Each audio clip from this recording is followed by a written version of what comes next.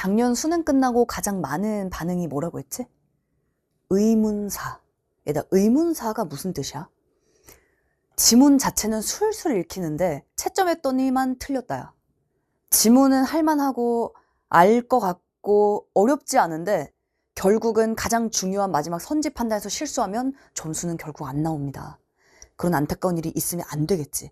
근데 이런 반응들이 왜 나왔을까? 이건 철저히 평가원의 의도대로 나온 거야. 쌤이 말했지만 평가원은 변별력을 선택지에서 줬다고 분명히 발표했어. 그걸 학생들이 시험을 보면서 느꼈다라는 거지. 그렇다면 우리가 왜 이렇게 선택지에서 지문이 쉬운데도 선택지에서 우리가 생각지도 못하게 점수가 안 나왔을까? 생각하지 못해서야. 그동안 우리가 어떻게 공부해왔지? 우리는 지문을 중심으로, 작품을 중심으로 공부해왔잖아. 선택지를 별로 고려하지 않았잖아요. 그래서 이런 문제가 생겼다는 거야. 우리가 평가원 시험을 본다는 건 이 평가원의 논리를 따라가야 하는데 아직도 여전히 그냥 오직 텍스트, 오직 작품 이 생각을 하고 있다는 건 평가원의 의도를 이해하지 못한 거야. 그렇다면 얘들 평가원은 뭐라고 했지? 자, 얘들 평가원은 이렇게 수능 끝나고 얘기합니다. 변별력이 어떻게 확보됐는가라고 질문을 받았을 때, 왜냐면은 이 당시의 수능 생각해봐. 이 당시도 아니고 작년이죠. 2호 수능에 킬러 문항 빠졌지. EBS 연계 많이 됐죠. 자, 그리고 지문 독해도 어렵지 않았대. 근데 대체 변별력을 어디에 줬냐라고 질문을 할 수밖에 없잖아. 자, 최근에 출제 경향을 유지하면서 정보량은 적당하고 정보는 비교적 눈에 확 띈다. 이 얘기는 지문, 텍스트 할만했다는 얘기야. 학생들이 느낀 거랑 똑같지. 그리고 세부적인 난이도 조정을 선택지에서 했다는 겁니다. 학생들이 느낀 것과 똑같지. 그래서 의문사란 반응이 나왔잖아. 얘들아, 선택지에 세부 조정이 있었다라고 평가 발표합니다. 그렇다면 우리가 학습을 할 때 우리가 수능 국어를 공부한다는 것의 궁극적인 끝은 뭐가 돼야 돼? 선택지가 돼야 되는 거야. 얘들아, 2사, 2호, 26 수능까지 쭉 이어져온 변하지 않는 수능의 출제 경향, 선지가 무게중심이 엄청나게 강화되고 있다는 부분입니다. 근데 우리가 그런 평가원의 의도를 이해하지 않고 그냥 하던 대로 경험대로 그냥 강의를 쭉 따라간다? 의미 없겠지. 그치? 자, 얘들아, 우리가 이 선지 강화, 강조해서 쌤이 강조하고 하는 건 딱 두 가지야. 우리는 문학 마찬가지 독서 OT인데요. 우리 독서에서도 딱 두 가지를 학습할 겁니다. 자, 얘들아, 선택지. 그럼 선택지 이제 어떻게 공부해야 될까? 자, 선택지가 중요하다는 건 이제 학생들이 대다수가 알고 있는데, 자, 물론 쌤은 그걸 굉장히 오랜 시간 강조해 왔습니다. 쌤이 유일무이하게 선지 강좌를 만들었잖아. 그리고 쌤이 처음에 런칭할 때부터 쌤은 선택지를 강조했던 사람이었거든. 근데 그 당시에 다들 반응이 또 어땠는 줄 알아? 그 당시에 왜 다들 지문 강조하는데 김잼마 혼자 선지 강조함? 이런 반응들이었어요. 자, 눈물 좀 닦고 갈게. 하지만 얘들아, 모든 것은 다 결과가 증명하지. 얘들아, 실제로 최근에는 완벽하게 선택지의 무게중심이 정확하게 왔습니다. 그리고 강조됐기 때문에 우리가 점수를 낸다는 얘기는 이 마지막에 삐끗하는 실수가 없어야 된다는 얘기야. 그치? 자, 얘들아, 변별력을 선지해 준다는 것은 두 가지의 포인트가 있어. 첫 번째는, 자, 우리가 학습할 내용들은 선지에 자격 있는 정보를 학습할 겁니다. 그래서 왜냐면 얘들아, 우리가 선택지를 공부한다라고 하는 게 개별적인 선택지를 한번 분석하자라고 생각하면 안 돼. 왜냐면 수능이라는 건, 수능에서는 개별이라는 건 없어요. 수능은 다 군이야, 군. 자, 얘들아, 쌤이 논문을 늘 많이 보여주는 이유는 뭐냐면 이게 쌤의 뇌피셜이나 쌤의 경험을 통해서만 설명하면 굉장히 제한적이거든. 근데 논문은 얘들아, 평가원 자체를 굉장히 꼼꼼하게 분석을 했잖아. 그래서 논문을 보면 평가원의 최근의 경향, 출제 방향, 경향, 방식 이게 다 들어가 있어요. 얘들아, 쌤이 21학년도에 지금 21학년도부터 27학년도까지가 하나의 수능의 텀이고 28학년도부터 또다시 수능이 확 바뀌잖아. 벌써 발표가 됐지? 자, 이때 수능이 처음 출발했던 21학년도. 이때 쌤이 선지 강조하면서 뭐라고 했었냐면 독서 지문이 3개에서 4개로 바뀐다고 얘기를 이 당시에 쌤이 처음 했어. 유일하게 했습니다. 강사 중에서. 그때도 반응이 이제 말이 되냐 이런 반응이었거든. 하지만 얘들 결과 3개에서 4개로 바뀌었잖아. 그치? 쌤이 이 당시에 나의 경험과 내 생각으로 이 얘기를 했더라면 사실은 생각도 못했겠지. 근데 쌤은 논문을 보고 알았거든. 논문들을 보면서 추론이 강화되네? 근데 지문의 길이는 줄어드네?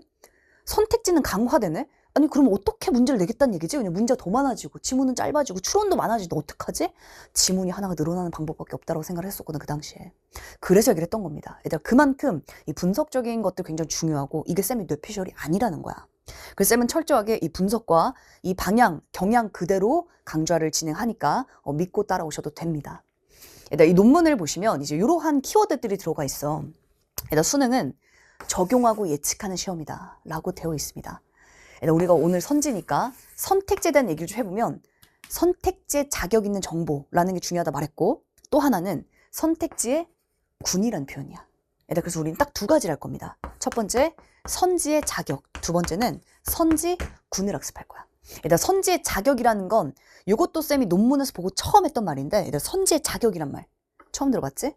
자, 선지의 자격 이 무슨 뜻일까? 우리가 그동안 지문을 읽고 그냥 선지를 고르자라고 선지를 결과값으로만 생각했다면 수능에선 절대 좋은 점수 낼 수가 없어요. 선택지는 자격 있는 정보로 이루어져 있기 때문이야. 자격 있는 정보. 한마디로 여기 있는 정보들이 랜덤하게 들어가 있지 않다는 얘기입니다. 중요하게 포착되는 정보들을 아주 의도적으로 구성한 게 선택지 그 자체야. 그래서 우리가 선택지를 분석한다는 얘기는 선택지에 자격 있는 정보를 학습하는 것과 같은 얘기고요. 선택지 자격이라고 한다고 해서 우리가 선지만 공부하는 걸까? 선지의 자격을 잘 생각해봐. 중요 정보가 여기서 들어오는 거지.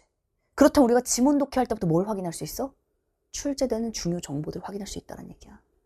그래서 어떤 관계냐면 지문과 선지는 지문이 있고요. 선지로 옵니다. 우리는 이제 선택지를 분석할 거야. 강좌에서 이렇게. 자격 있는 정보를 분석할 거고 자격 있는 정보를 포착했지. 그럼 그 다음에 이제 어떻게 할 거야? 그 다음 지문 독해할 때 그 자격 있는 정보들을 지문 속에서 포착해 나가는 거지. 그리고 나면 그 내용들이 다시 한번 선택지는 반복되니까 그 다음 선지에 연결이 되겠지? 그럼 우리는 또 그 다음 내용들을 강화한 이후에 또다시 지문 독해를 들어가죠? 이 과정을 거쳤을 때 우리는 지문의 독해의 방향을 정확하게 할 수 있고 선택지의 판단에서 미스나지 않게 할 수 있어요. 이 과정을 학습하는 가장 중요한 핵심적인 요소는 선택지를 분석하는 거야. 그래서 우리 강좌는 선지를 위한 선지 강화 강좌입니다. 이걸 학습하는 강좌야. 선지를 배우잖아요. 지문 독해가 바뀌어. 지문 독해 훨씬 더 공고해져요. 수능 당일에는 왜 사후적인 해석을 하면 안 될까? 사후적인 해석이 볼 땐 되게 멋있잖아. 이 지문 속에서 필요한 모든 정보들을 저렇게까지 분석한다고? 학생들이 막 감동받고 막 눈물 흘리고 회개한단 말이지. 근데 막상 그걸 내가 시험 당일에 구현을 해낼 수 있을까? 거기서 일단 의문이 생기고요. 더 중요한 거는 그걸 구현하는 게 의미가 있을까 그렇다면? 우리에게 중요한 건 이 선택지가 요구하지 않는 어떤 멋들어진 깊은 사고들은 싹 다 노이즈밖에 안 돼. 수능 당일엔. 수능은 80분의 제한된 시간 동안 빡빡빡 풀어나가야 돼요. 중요 정보를 놓치면 안 되고 그 중요 정보를 기반으로 선택지까지 강화됐기 때문에 선택지 변형까지 생각하면서 판단을 다 해줘야 돼. 근데 그 과정에 이 지문을 내가 깊이 있게 분석하고 있다? 이미 출제 트렌드와는 굉장히 멀어지고 있는 거야. 그래서 특히나 올해는 더더욱 이 지문 독해를 잘하기 위한 전제 조건은 선택지가 돼야 돼. 그래서 얘들아 뭐 그입급 풀이든 구조 독해든 쌤이 영상 여러 군데서 말했지만 선택지를 논하지 않는 지문 독해는 완벽성을 가질 수가 없어요. 알겠지? 얘들아 우리가 공부한 내용들은 요 선택지에 자격 있는 정보를 학습한다. 그리고 논문에 적힌 것처럼 얘들아 적용이 되기 위해서는 하나를 가지고 말할 수 없어. 이 전체를 관통하는 명확한 규칙이 있다는 얘기야. 얘들아 선지군이라는 건 규칙이에요. 내가 선지를 열심히 분석을 하더라도 매번 새로운 지문에 따라 선지 분석의 내용들이 바뀐다. 매번 내가 새롭게 선지를 바라본다. 그거는 선지에 대한 감각을 올리는 게 아니라 그냥 매번 새로운 감각으로 문제를 경험하는 거야. 얘들아 수능은 적용하셔야 돼요. 심지어 예측도 하셔야 됩니다. 예측이 되겠지. 왜냐? 규칙성 가지고 있기 때문에. 그 내용들을 우리가 수업 때 이제 학습을 할 겁니다. 일단 작년에는 쌤이 요 파이널 강좌에서 선지를 진행을 했었어요. 근데 학생들이 이런 반응이 되게 많았었거든. 이거를 내가 정말 올해 초부터 했더라면, 내가 미리 했었더라면, 이런 반응들이 많다는 얘기 뭐냐면 이 선택지의 특징들을 내가 미리 알고 공부를 하는 것과 이걸 모르는 상태에서 그냥 공부를 하고 생각하는 건 차원이 다르다는 얘기야. 그래서 우리가 이 선택지에 대한 감각을 초기부터 익혀보자. 그래서 쌤이 강좌를 땡겨와서 올해 훨씬 더 심혈을 기울여서 차시도 이제 10차시로 아주 탄탄하게 앞에서 우리가 선택지 감각을 잡아야 올해 수능을 잡을 수가 있어. 자, 그 내용들 한번 좀 더 들어가 보도록 하자. 그래서 우리 교재는요, 아주 명확하게 이 두 가지를 학습하는 강좌인데, 수능 실전 행동 강령 딱 스텝 3를 통해 이 내용들을 배우고 선택지에 대한 감각을 강화시켜 나갈 거야. 일단 첫 번째는 평가원 선택지의 자격을 볼 겁니다. 그래서 자격 있는 선제 정보를 체크하고, 자, 이 정보들이 곧 다음번 지문 독해 출제 요소들이 될 거야. 그래서 정확하게 선지 패턴들을 분석할 겁니다. 그래서 선택지 패턴은 어떤 것들이 출제가 되지? 이게 반복되니까. 이걸 통해서 우리가 대표 선지들을 분석할 거고요. 선지 사례들을 연결해서 좀 더 구체화시키면서 구체적인 사례들을 기반으로 규칙화, 일반화 시키는 방식들을 학습한다고 생각하시면 돼요. 그리고 이제 가장 중요한 것 중 하나는, 얘들아, 선택지에서 아까 평가 브리핑 이런 말이 있었지. 선택지에서 변별을 줬다. 예를 들면 이런 겁니다. 그 예시가 뭐야? 바로 선지의 변형이에요. 일단 선택지 변형을 크게, 자, 이렇게 우리가 교재에서는 변형 원리를 아주 섬세하게 쪼개서 학습을 할 거야. 그래서 아주 디테일하게 선택지를 그냥 단순히 결과로 퉁치는 게 아니라 선택지가 어떤 부분을 어떻게 변형하는지 이런 방법들도 다 정해져 있습니다. 그래서 그러한 방향들을 우리가 아주 섬세하게 변형 원리들 학습하면서 공부를 해 나갈 거야. 여기까지가 스텝 1이고요. 스텝 1은 이제 선택지에 자격 있는 정보를 학습한다. 선지 군의 패턴 학습한다. 얘들아, 스텝 2로 오면 이제 그거를 이제 전체 풀세트 연습을 할 건데, 얘들아, 좀 특이한 게 하나 보이지? 선지가 좀 많아. 우리가 선지 강조하기 때문에 쌤이 N선지라고 해서 우리의 선택지에서 배운 내용들을 품고 있는 요소들을 쫙 선지를 늘어놓고, 요 내용들을 우리가 하나씩 연습하면서 요거의 선택지의 감각을 극단적으로 끌어올리는 그 파트가 N선지 파트입니다. 그래서 우리가 두 번째는 N선지를 통해 배웠던 선택지에 자격 있는 정보들, 변형의 방식들, 이런 것도 여기서 연습하고 문제풀이에 실제 적용을 하면서 연습을 해보도록 할 거야. 그리고 나면 얘들 세 번째는 문학도 마찬가지인 것처럼 6, 9평을 비교 분석할 겁니다. 얘들 6평은 작년에 난도가 굉장히 높았어요. 9평은 역으로 난도가 굉장히 쉬웠습니다. 이 두 가지를 딱 비교하잖아? 아주 정확하게 선택지 차이가 딱 보여. 그러면 우리가 선택지에 대한 감각은 이래서 올려야 되는구나. 이게 늘어나면 선택지는 시간이 오래 걸리는구나. 이런 부분들이 바뀌면 선택지는 함정이 굉장히 매력적으로 바뀌는구나. 이런 것들에 대한 감각이 생기거든. 그래서 우리가 6평과 9평을 비교 분석하면서, 자, 그리고 한 단계 더 나가면 9평을 6평처럼 낸다면 선택지 요소를 바꿔놓겠지. 그래서 선택지 변형까지 우리가 확인하면서 문제를 풀고 선지에 대한 감각을 정말 극단적으로 한번 끌어올려 보도록 하자.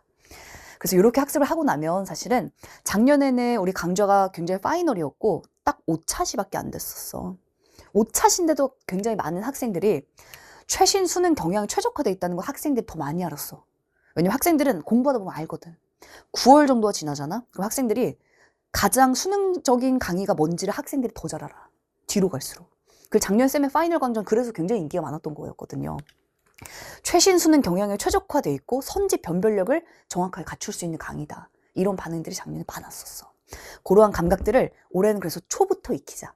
그러면 이후에 우리가 많은 문제들을 풀 때 보이는 것들이 정말 많이 바뀔 거야.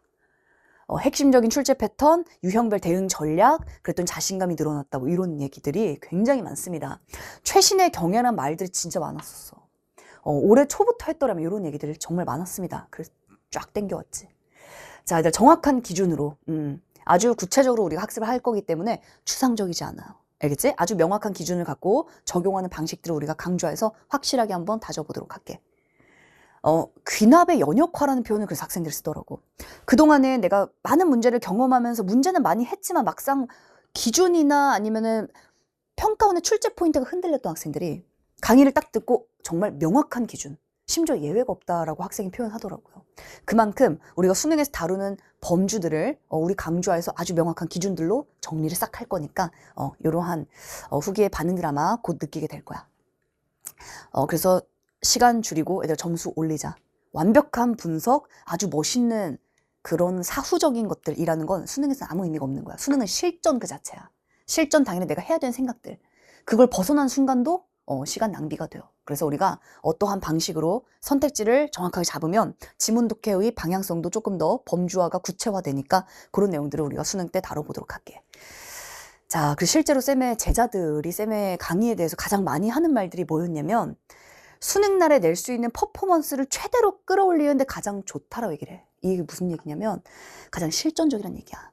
수능 당일에 다 써먹을 수 있는 것들을 우리가 강의에서 아주 극단적으로 배운다라고 학생들 표현을 많이 합니다. 선택지가 이거지. 선택지는 결국 끝이거든. 그래서 내가 지문 독해 아무리 잘해도 선택지 흔들리면 점수 안 나오잖아.